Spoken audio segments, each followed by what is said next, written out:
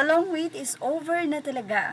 Bali-balita nga po ngayon at naispatan at nailathala sa social media ang nasabi nga pong pagpapakasal na nila Vincent Co at ng aktres na si Bea Alonzo. Matapos ang kanilang journey ng pagmamahalan, well, sa kanilang dalawa, the long wait is over. Narito po ang hint na ikakasal na nga po sila Bea Alonzo at itong si Vincent Co. Marriage bans, Ferdinand Vincent P. Co. Groom, Philbert Angeli Escalante Ranolio Bride. Well, ito po ay updated ng Fashion Police.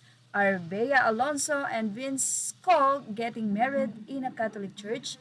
Ilang mga netizen ang nagsabi na sana nga daw ay matuloy na.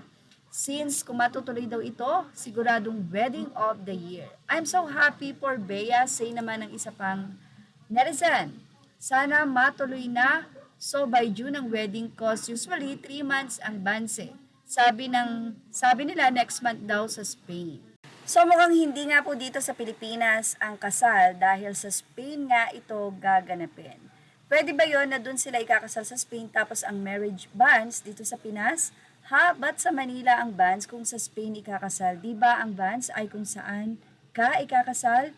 Need yon sa kung saan parish na belong ang ikakasal. Wedding bans are posted in both the parishes of the bride and of the groom. Not necessary na kung saan nag-post ng bans, doon dapat ikakasal. Pwede rin daw kung saan ka parish belong. So, syempre sa Pinas ang announcement nila, like Solen noon, nakapost din sa church, kaya nga nalaman na ikakasal pala sila. So, I'm so excited for the wedding. Kailan kaya? June bride. Finally, this is exciting. Malapit na ang kasal, ang marriage bans ay 3 consecutive Sundays ang announcement sa church kung saan sila ikakasal. So, tingnan lang na natin kung dito ba sa Pinas o sa Spain. Since ang Pure Gold ay ninong ng SB19, ang tanong, kasama kaya ang SB19 sa mga guests ng bride? Nako, for sure yan dahil malapit po ang SB19 sa CEO ng Pure Gold na si Vincent Co.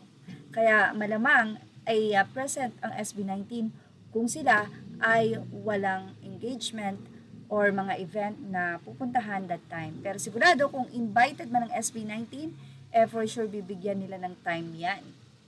Images are all credit to the rightful owners. Thank you for watching Showbiz Live.